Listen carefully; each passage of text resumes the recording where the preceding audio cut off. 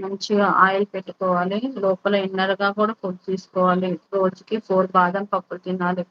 కరివేపాకు తినాలి. ఒక్క రెమ్మైనా పచ్చిది కరివేపాకు తింటే మంచిగా జుట్టు హెల్తీగా పెరుగుతుంది. వాటర్ ఎక్కువ తీసుకోవాలి. అప్పుడప్పుడు కొబ్బరి బొండం నీళ్ళు తాగాలి. ఈ సమ్మర్‌కి ఇంకా డీహైడ్రేషన్ అయిద్ది కాబట్టి కొబ్బరి నీళ్ళు, మజ్జిగ అట్లా తాగుతూ ఉండండి.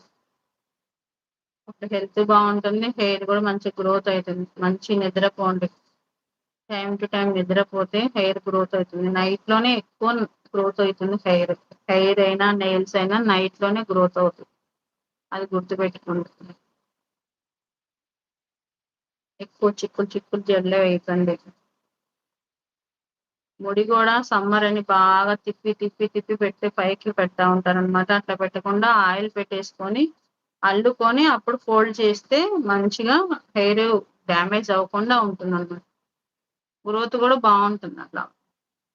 ఎలా పడితే అలాగా హెయిర్ ముడేస్తా ఉండంటే తిప్పి